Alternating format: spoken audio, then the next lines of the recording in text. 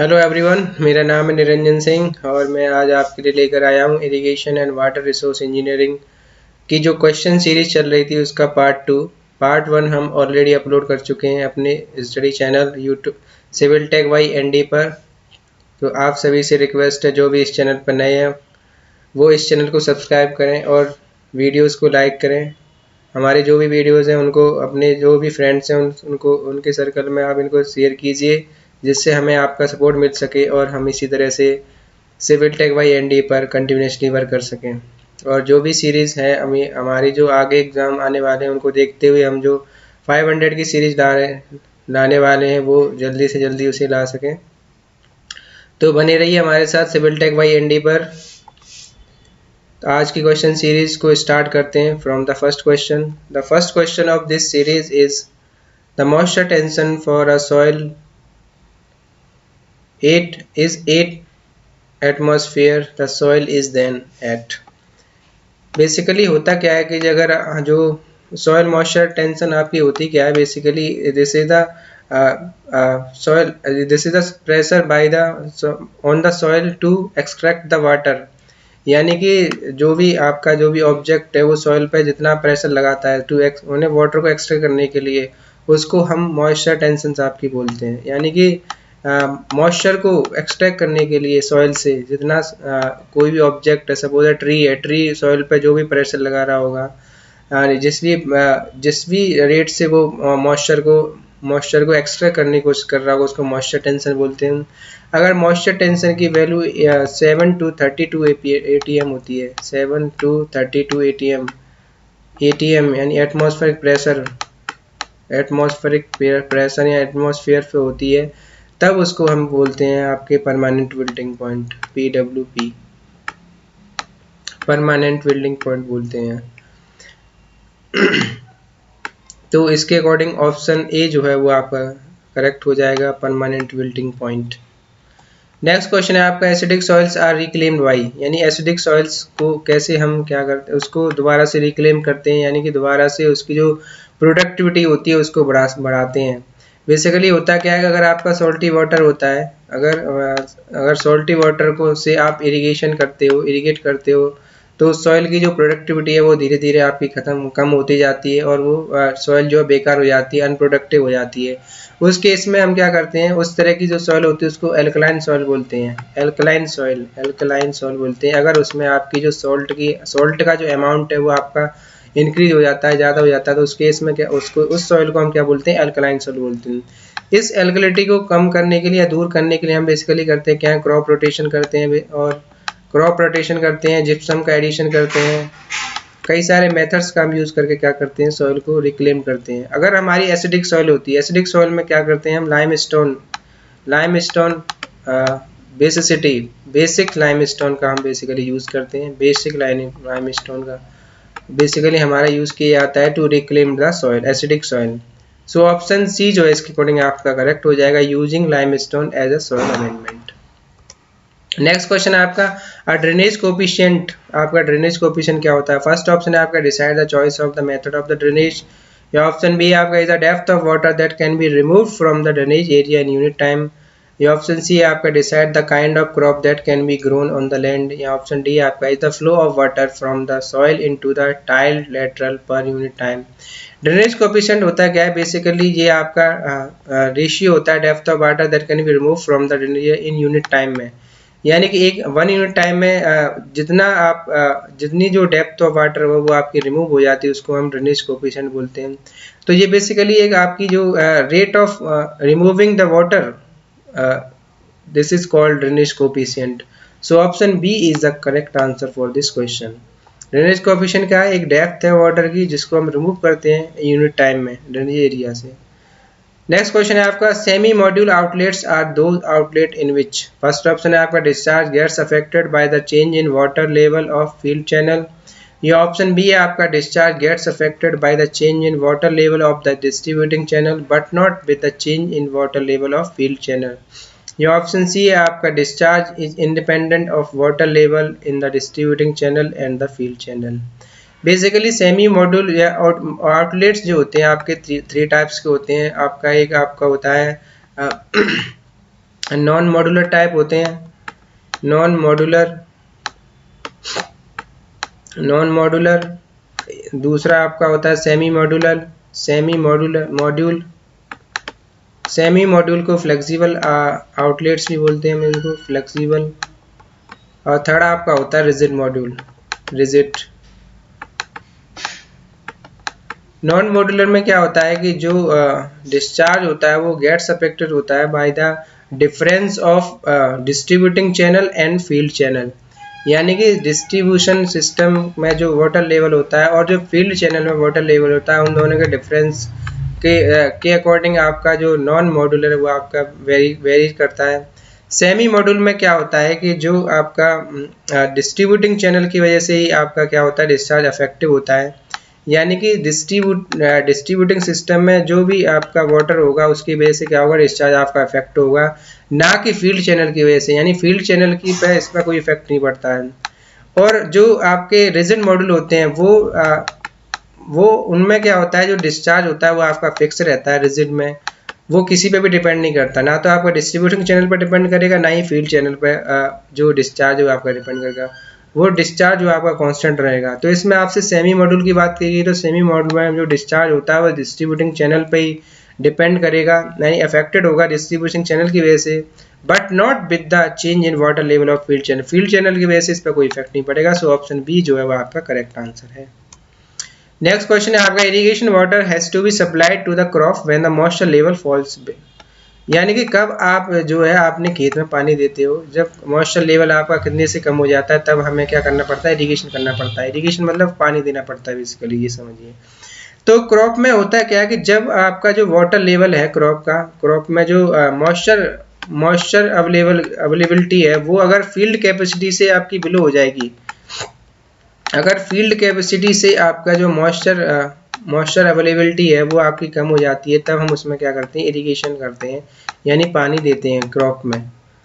अगर हमारा जो मॉइस्चर की वैल्यू है, यानी मॉइस्चर अवेलेबिलिटी की वैल्यू अगर विल्टिंग पॉइंट से कम हो जाती है, तो आपकी जो क्रॉप है वो सूख जाएगी, बर्बाद हो जाएगी, बेकार हो जाएगी। अगर विल्टिंग पॉइंट से, यानी परमानेंट विल्टिंग पॉइंट होता है, वो क्या होता है, minimum amount of moisture content in the plant या इन द क्रॉप हम कह सकते हैं, यानी उससे नीचे क्या करते हैं हम जो है वाटर की उससे नीचे अगर वाटर चला जाता है आपका, बेसिकली उससे नीचे हम वाटर जाने नहीं देते हैं, जो मॉइस्चर की जो अवेलेबिलिटी है, मॉइस्चर की कमी है, उससे नीचे हम जाने नहीं देते हैं। अगर ऐसा हो जाता है तो क्या होता है, आपकी क्रॉप जो है ईल्ड वो आपकी बर्बाद हो जाएगी, क्रॉप ईल्ड पे इफेक्ट आपका होगा, यानी कि जो फसल की जो प्रोडक्शन है, क्रॉप ईल्ड है, यानी जो फसल का प्रोडक्शन है वो आपका लो होगा, ये भी कह सकते हैं कि फसल आपकी एक तरह से बर्बाद हो जाएगी। तो फील्ड कैपेसिटी से नीचे जाने पर ही हम क्या करते हैं, इरिगेशन कर देते हैं क्रॉप्स में। तो ऑप्शन ए जो है वो आपका करेक्ट होगा। बिलो फील्ड कैपेसिटी जाने से क्या होता है, इरिगेशन आपको करना पड़ता है क्रॉप का। नेक्स्ट क्वेश्चन है आपका, flexibility of an outlet may be defined as the ratio of the rate of change of, first option है आपका parent channel discharge to the rate of change of outlet discharge, option B है आपका outlet discharge to the rate of change of water level of parent channel, या option C है आपका outlet discharge to the rate of change of the discharge of parent channel.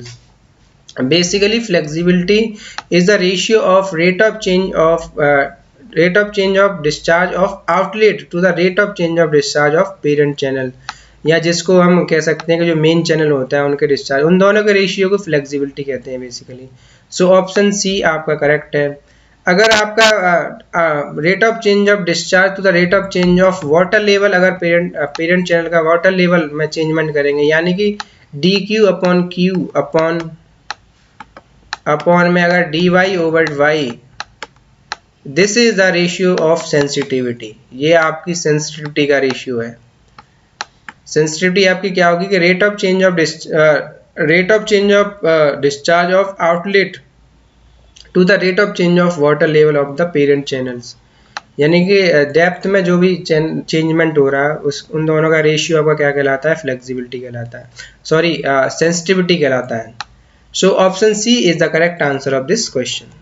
Next question है आपका, which zone does not relate to the zone of aeration in the soil profile. Basically आपसे पूछ रहा है कि ऐसा कौन सा जोन होता है जिसमें एयरेशन आपका नील होता है, यानी कोई भी एयर उसमें नहीं होती है। तो बेसिकली हम बात करेंगे, अगर सैचुरेशन की बात करें, सैचुरेशन में क्या होता है कि जितने भी वॉइड्स होते हैं यानी all voids are filled with the water.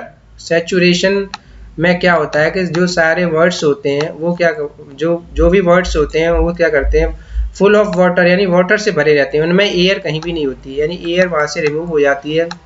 तो उस जोन को हम क्या कहते हैं, एयर फ्री जोन बोलते हैं या सैचुरेशन जोन बोलेंगे। सो ऑप्शन ए जो है इसके अकॉर्डिंग आपका करेक्ट हो जाएगा, सैचुरेशन जोन। इंटरमीडिएट जोन में क्या होता है कि जो आप इंटरमीडिएट जोन ऐसा होता है जिसमें आपका वाटर भी होगा और एयर भी होगा, उसको क्या कहते हैं, यानी partially filled with water and partially filled with air, this is called intermediate zone. And soil water zone में क्या होता है कि जो सॉइल वाटर जोन में क्या होता है कि जो आपके जो वॉइड्स होते हैं उनमें वाटर रहता है और सॉइल रहता है, एयर नहीं रहती है उस केस में। सो ऑप्शन ए जो है वो आपका करेक्ट है। नेक्स्ट क्वेश्चन है आपका, consumptive use refers to the loss of water as a result of.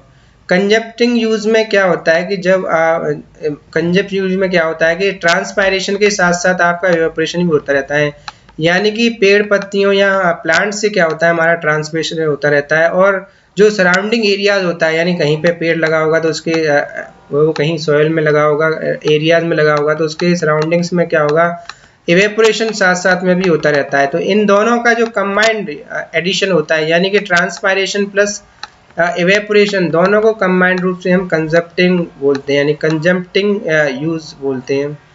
तो ये लॉस ऑफ वाटर होता है, कंजप्टिंग लॉस ऑफ वाटर इसको हम कह सकते हैं, यानी कि अगर ट्रांसपायरेशन और इवेपोरेशन दोनों साथ साथ होंगे तो उस केस में क्या होगा, कंजप्टिंग यूज बोलेंगे। सो ऑप्शन डी जो है आपका करेक्ट होगा। नेक्स्ट क्वेश्चन है आपका, depth of water of for a crop is 70 centimetre and base period is 120 days, what is duty. मैंने आपको बताया कि अगर आपका जो डेप्थ है वो आपकी सेंटीमीटर में दे रखी है तो हम फॉर्मूला यूज करते हैं 864 B/D, delta is equal to 864 B/D। अगर ये आपको मीटर में दे रखा होता है, डेप्थ आपकी मीटर में दे रखी होती तो 8.64 हम बेसिकली फॉर्मूला यूज करते, 8.64 B/D यूज करते, लेकिन यहाँ पे आपको दे रखा है कि इसमें सेंटीमीटर में, तो हम फॉर्मूला क्या यूज करेंगे, 864 B/D। इसमें डी क्या है, आपकी ड्यूटी होती है, बी आपका बेस पीरियड होता है, डी आपकी डेप्थ ऑफ वाटर कह सकते हैं इसको, डेल्टा बोलते हैं बेसिकली इसको। तो ड्यूटी इसमें आपसे पूछा गया कि ड्यूटी क्या होगी, तो duty is equal to 864, base period आपको 120 डेज दे रखा है, अपॉन में डेल्टा की जो वैल्यू है आपकी 70 सेंटीमीटर दे रखी है। जब इससे आप काटोगे इसको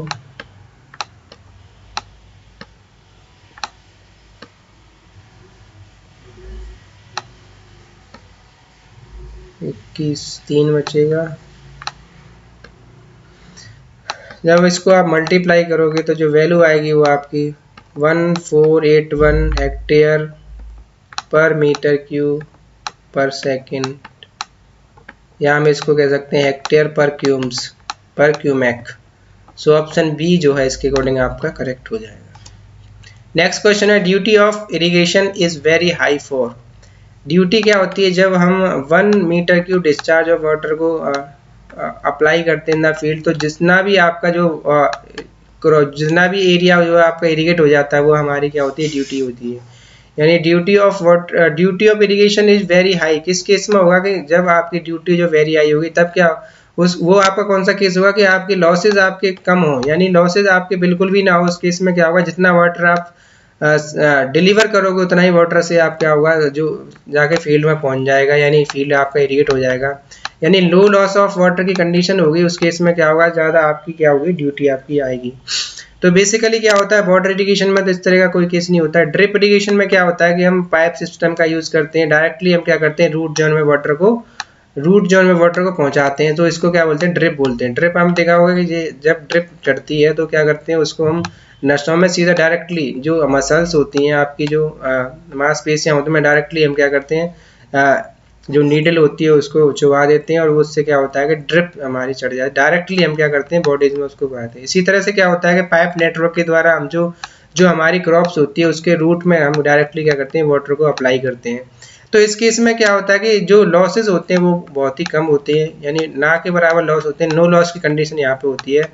तो ड्रिप इरिगेशन में क्या होता है कि जो ड्यूटी होती है वो भी हाई होती है, यानी लॉस नहीं होंगे, तो जितना वाटर आप डिलीवर करोगे उतना वाटर आपके फील्ड में पहुंच जाएगा। तो उससे क्या होगा, जो एरिया है वो ज़्यादा इरीगेट होगा तो उस केस में क्या होता है, और ड्रिप इरीगेशन हम बेसिकली यूज़ करते हैं। सो ऑप्शन बी जो है इसके अकॉर्डिंग आपका करेक्ट होगा। अगर आपको ड्यूटी हाई चाहिए तो उस केस में आपको ड्रिप इरीगेशन मेथड यूज़ करना पड़ेगा। फ्यूरो इरीगेशन आपने देखा ही होगा, छोटे छोटे रिंचेस डिचेज हम बना देते हैं, उसके सराउंडिंग्स में क्या करते हैं हम फसल या क्रॉप उगा देते हैं। जैसे आपने आलू की खेती की होगी, पोटैटो क्रॉप जो होती है उसमें जो हम क्या करते हैं फ्यूरो इरीगेशन बेसिकली हम करते हैं। सो ऑप्शन बी जो है इसके अकॉर्डिंग आपका करेक्ट होगा। नेक्स्ट क्वेश्चन है excess water supply. Excess water यानी जब अगर आप एक्सेस में वाटर सप्लाई करते हैं, एक्सेस में इरीगेशन करते हो, यानी ज़्यादा पानी आप देते हो तो इस केस में क्या होता है। फर्स्ट ऑप्शन है आपका इंक्रीज प्लांट ग्रोथ, यानी प्लांट की ग्रोथ होती है। या ऑप्शन बी आपका डिक्रीज प्लांट ग्रोथ, या जो प्लांट की ग्रोथ है वो रुक जाती है। या no effect on plant growth, या नन ऑफ दिस। बेसिकली होता क्या है कि अगर ज़्यादा एक्सेस में अगर आप वाटर सप्लाई कर रहे हो तो उस केस में क्या होता है कि जो प्लांट की ग्रोथ होती है वो रुक जाती है, क्योंकि उसको एयर नहीं मिलती। यानी चारों तरफ आपका वाटर भरा रहेगा तो उसको आपको पानी के साथ साथ एयर की भी जरूरत होती है। अगर प्लांट की ग्रोथ यानी क्लोरोफिकेशन आपने देखा होगा, उसको होने के लिए हमें वाटर और एयर दोनों की जरूरत पड़ती है, और जो सन है उसकी भी जरूरत पड़ती है। तो सनराइज तो हमें मिल जाता है, लेकिन एयर जो है अगर आपका सराउंडिंग्स में वाटर भरा हुआ है तो हमें एयर की डेफिशिएंसी होगी, एयर नहीं मिलेगी। उस केस में क्या होगा कि जो प्लांट हो आपका ग्रोथ नहीं कर पाएगा, यानी प्लांट की ग्रोथ आपकी रुक जाएगी। So decreased plant growth is the correct answer for this question. Next question है आपका the value of SCR for low sodium water. SCR का मतलब यहाँ पे sodium absorption ratio, sodium absorption ratio, sodium absorption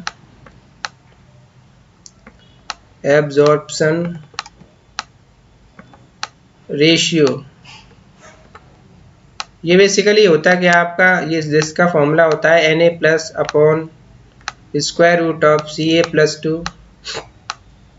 plus Mg plus 2 by 2। This is the formula for SAR, sodium absorption ratio. इसकी जो range होती है आपकी 0 to 10 चलेंगे तो ये आपका लो SAR में चला जाएगा, आपका लो SAR यानी लो सोडियम वाटर के केस में होगा। अगर 10 to 18 आप जाएंगे, 10 to 18 जाएंगे तो ये मीडियम सोडियम वाटर होगा, मीडियम सोडियम वाटर,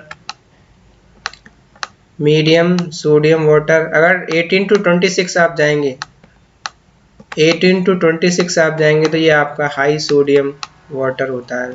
तो यहाँ से आप लो सोडियम की बात की गई है, इसमें पूछा गया आपसे लो सोडियम वाटर किस केस में होगा। तो अगर 0 से 10 SAR की वैल्यू यानी सोडियम एब्जॉर्प्शन की वैल्यू अगर 0 से 10 है तो वो किस आपका लो सोडियम वाटर का होगा। सो ऑप्शन सी जो है इसके अकॉर्डिंग आपका करेक्ट है। नेक्स्ट क्वेश्चन है the losses of water are least in which irrigation method. मैंने अभी आपको बताया लास्ट क्वेश्चन में जो ड्रिप इरिगेशन होता है, ड्रिप इरिगेशन में हम फुली पाइप सिस्टम यूज करते हैं। ड्रिप इरिगेशन में क्या करते हैं, फुली पाइप सिस्टम से हम डायरेक्टली वाटर को क्या करते हैं रूट जोन ऑफ प्लांट्स में हम डिलीवर करते हैं, रूट जोन में यानी डायरेक्टली रूट में जाके हम पानी को देते हैं बाय द पाइप सिस्टम। तो इस केस में क्या होता है कि लॉसेस हमारे जीरो होते हैं। तो जो और हमारी जो ड्यूटी होती है वो भी आपकी हाई होती है इस केस में। तो बेसिकली आपका ड्रिप मेथड यानी ऑप्शन बी जो है इसके अकॉर्डिंग करेक्ट है। लॉसेस ऑफ वाटर लीस्ट किस में होंगे, ड्रिप मेथड। नेक्स्ट क्वेश्चन है क्या होता है आपका hygroscopic water is a water level. First option है आपका बिलो परमानेंट विल्टिंग पॉइंट, या ऑप्शन बी है आपका एबव परमानेंट विल्टिंग पॉइंट, या ऑप्शन सी है आपका बिलो फील्ड कैपेसिटी, या ऑप्शन डी है आपका above field capacity. Basically hygroscopic water क्या होता है कि जब हम PWP से नीचे चले जाते हैं यानी परमानेंट विल्टिंग पॉइंट से अगर जो नीचे वाटर होता है उस केस में क्या होता है कि वो वाटर हमारा जो प्लांट के द्वारा यूज नहीं होता है, वो हमारा हाइग्रोस्कोपिक वाटर होता है। प्लांट से अगर प्लांट जिस वाटर को यूज करते हैं वो आपकी फील्ड कैपेसिटी होती है। फील्ड कैपेसिटी बेसिकली होती क्या है कि this is the rate of absorption of the soil, यानी सॉइल की सॉइल जो है जिस रेट से वाटर को एब्जॉर्ब करती है वो उसकी कैपेसिटी को फील्ड कैपेसिटी बोलते हैं। तो ये फील्ड कैपेसिटी ही हमारा जो प्लांट है उसको उस वाटर को यूज करता है basically to growth of the plant. लेकिन जो हाइग्रोस्कोपिक वाटर होता है below the permanent wilting point होता है उसको हमारा जो प्लांट है वो यूज नहीं कर पाता। सो इसके अकॉर्डिंग ऑप्शन ए जो है वो आपको करेक्ट होगा, below permanent wilting point is the hygroscopic water. Next question है आपका canal drops are users for. Canal drops basically होते क्या है कि जब हमारा जो जो कैनाल है, सपोज दैट आपका इस तरह से कैनाल आ रहा है, आगे चल के क्या हुआ कि स्टीप डायरेक्शन में जाना है, यानी कि जो इसका जो अभी स्लोप था उसके रिस्पेक्ट में जो आगे आने वाला है, जिसके रास्ते में जो आगे आने वाला स्लोप है वो स्टीप है, यानी कि ढलान ज़्यादा है। तो उस केस में क्या करते हैं कि हम एक स्ट्रक्चर कंस्ट्रक्ट करते हैं जिससे जो ये ब्रेड जो इसका बेड है, यानी कि जो पिछले वाला जो आपका जो कैनाल का बेड है वो आपका बचा रहे, यानी कि कंट्रोल बेड ग्रेड, यानी बेड ग्रेड को कंट्रोल करने के लिए हम क्या करते हैं एक स्ट्रक्चर बनाते हैं जिसको क्या करते हैं कैनाल ड्रॉप्स बोलते हैं। कैनाल ड्रॉप से क्या होता है कि लेवल आपका यहाँ पर ये आप देख रहे हो पिक में, आप देख रहे हो पिक्चर में, यहाँ पे जो है इसका अलग आपका जो है अलग ग्रेड है, यानी कैनाल का अलग ग्रेड है, अलग स्लोप है। इस डायरेक्शन में आप जब चलोगे तो ये यहाँ पे स्लोप क्या होगा, ज़्यादा होता है, ज़्यादा दिखाई दे रहा होगा आपको, यानी स्टीप स्लोप है। तो इस केस में हमने क्या किया है कि ये कैनाल ड्रॉप यहाँ पे कंस्ट्रक्ट किया है अक्रॉस द कैनाल, यानी अक्रॉस द कैनाल, इस कैनाल के बीच में ही हम ये बना देते हैं जिससे जो ये जो बेड ग्रेड है ये आपका मेंटेन रहे, बेड ग्रेड ये आपका ख़राब ना हो, कंट्रोल कर सकें इस बेड ग्रेड को। तो इस केस में हम क्या करते हैं कैनाल ड्रॉप्स, ये जो फिगर है ये कैनाल ड्रॉप्स का फिगर है बेसिकली देखा जाए तो इसमें आपसे क्वेश्चन पूछा गया कि कैनाल ड्रॉप्स किस लिए हम यूज़ करते हैं। तो कंट्रोल ऑफ बेड ग्रेड, यानी कि जो बेड ग्रेड है, यानी बेड का जो स्लोप है, कैनाल बेड का जो स्लोप है उसको मेंटेन करने के लिए, उसको कंट्रोल करने के लिए हम क्या करते हैं कैनाल ड्रॉप्स प्रोवाइड कराते हैं across the canal. So option B is the correct answer of this question. Next question है आपका control of discharge from canal is done by, यानी कि कैनाल से जो डिस्चार्ज है उसको कंट्रोल करने के लिए हम क्या कौन सा स्ट्रक्चर बेसिकली बनाते हैं। सपोज दैट ये आपका कैनाल है, इसमें आपका वाटर फ्लो हो रहा है, तो इसमें क्या करते हैं हम, ये आपका मेन कैनाल होगा, इससे क्या होगा, इससे ब्रांच कैनाल आप जा रहे होंगे, डिस्ट्रीब्यूटरी जा रहे होंगे, ब्रांच कैनाल के बाद ब्रांच कैनाल से फिर आपके डिस्ट्रीब्यूटरी जा रहे होंगे। सपोज दैट डिस्ट्रीब्यूट क्या करते हैं डायरेक्टली आपके फील्ड को कनेक्ट करते हैं, वाटर कोर्स को अगर कनेक्ट कर रहे हैं जो, तो उस केस में क्या होता है कि कैनाल आउटलेट्स बोलते हैं हम इनको, यानी कि कैनाल से वाटर को फील्ड तक ले जाने पर, यानी वाटर कोर्स को कनेक्ट करते हैं, ये हमारे कैनाल आउटलेट्स होते हैं। सो ऑप्शन ए जो है इसके अकॉर्डिंग करेक्ट है, कैनाल आउटलेट्स, यानी डायरेक्टली वाटर कोर्स जो होती हैं फील्ड में जो वाटर कोर्स लगी रहती हैं बनी रहती हैं उनको डायरेक्टली कनेक्ट करते हैं, इनको हम कैनाल आउटलेट्स बोलते हैं। यानी कि कभी कभी आपने देखा होगा बोरवेल से जो पाइप कनेक्ट रहता है उसको कैनाल आउटलेट्स बोलेंगे, वो डायरेक्टली किस में होता है, कहाँ जाके आपका ओपन होता है, वाटर कोर्स में जाके आपका ओपन होता है। अगर आप जो रिवर्स हैं, नहरों के द्वारा अगर आप इरिगेशन कर रहे हो तो क्या करते हैं, वहाँ से हम ये छोटे छोटे, यानी कि जिसको हम माइनर कैनाल्स बोलते हैं, आप डिस्ट्रीब्यूटरी कह लो, उसमें वाटर पानी को पहले लाते हैं, उसके बाद क्या करते हैं फिर हम आउटलेट्स में पानी को फ्लो कराते हैं, देन हम क्या करते हैं वाटर कोर्स में वाटर पानी को ले जाते हैं। तो वाटर कोर्स से जो डायरेक्टली कनेक्ट रहते हैं वो आपके क्या होते हैं कैनाल आउटलेट्स होते हैं। सो ऑप्शन ए जो है इसके अकॉर्डिंग आपका करेक्ट। नेक्स्ट क्वेश्चन है आपका for medium silt whose average grain size is 0.16 mm, Lacey's silt factor, Lacey's silt factor की आपसे वैल्यू पूछी गई है। एफ की Lacey's silt factor F is equal to 1.76 root of D mm, यानी minimum size of grain 1.76 DMM की जो value दे रखी है वो आपकी 0.16 mm है।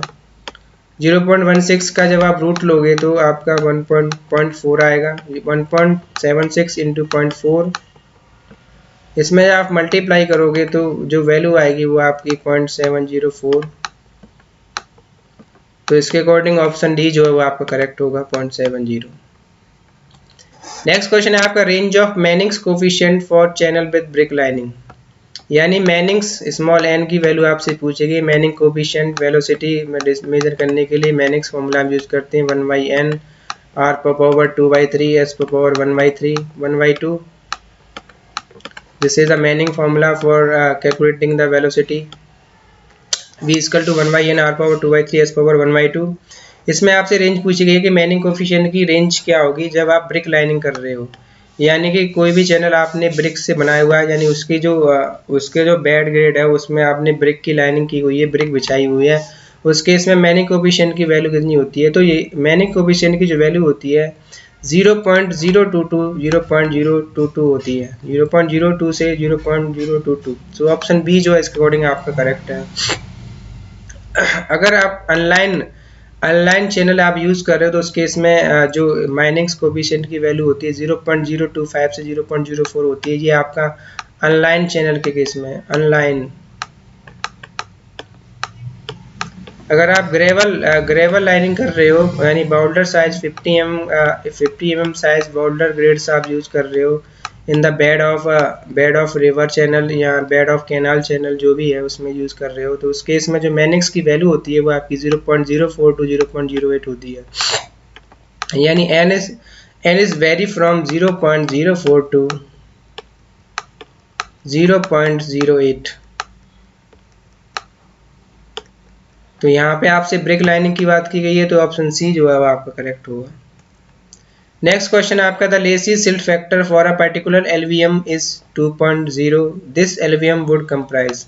यानी इसमें एफ की वैल्यू आपको दे रखी है, एफ की जो वैल्यू है वो 2 है। तो एफ इजिकल टू एक फॉर्मूला होता है आपका 1.76 यानी सिल्ट फैक्टर की value square root of D M M. तो एफ की वैल्यू आपको 2 दे रखी है 1.76 root of D M M. तो डी यहाँ से निकालने के लिए आपको क्या करना पड़ेगा, डी इजिकल टू 2 अपॉन 1.76 का स्क्वायर। तो यहाँ से आपका डी निकल आएगा, डी की जो वैल्यू यहाँ से निकल के आएगी वो 1.3 mm निकल के आएगी। तो ये ऑप्शन ए में है आपका, ऑप्शन ए जो इसके अकॉर्डिंग आप करेक्ट होगा, मीडियम वजरी फॉर साइज 1.3 mm। इस तरह के क्वेश्चन में आपको पहले डी अगर एफ की वैल्यू दे रखी है तो डी आपको निकाल के देखना पड़ेगा, उसके अकॉर्डिंग आप ऑप्शन चूज कर सकते हैं। सो option A is the correct answer for this question. Next question है आपका balance depth of cutting of canal is. यानी कि अगर आप कोई भी कैनाल आप कंस्ट्रक्ट कर रहे हो, कैनाल की आप कटिंग कर रहे हो, उसके इसमें जो बैलेंस डेप्थ होती है वो क्या होगी। तो बैलेंस डेप्थ का केस जो होता है कैनाल में वो क्या होता है कि जो कटिंग आप जितनी कर रहे हो तो कटिंग का जितना वॉल्यूम होगा, यानी आपने जितनी खुदाई की यानी कटिंग की मिट्टी की यानी सॉइल की आप कटिंग कर रहे हो, तो volume of cutting is equal to volume of filling. यानी जितनी आपने खुदाई करी उतनी आपने भराई कर दी, यानी जितना आपने कटिंग की उतनी वॉल्यूम की आपने फिलिंग कर दी, तो वो जो डेप्थ होती है उसको हम बैलेंस डेप्थ बोलते हैं। तो इसमें ऑप्शन ए जो है वो आपका करेक्ट है, where volume of cutting is equal to volume of filling, this is called balance depth. So option A is the correct answer of this question. Thank you everyone to give your support, subscribe civil tech by ND, ज़्यादा से ज़्यादा लोगों में से share कीजिए और हमारे channel पर जो भी नए हैं वो सब्सक्राइब करिए, जिससे हमें आपका सपोर्ट मिल सके और हम इसी तरह से चैनल पर कंटिन्यूसली वर्क कर सकें। Thank you, keep watching. जय हिंद, जय भारत।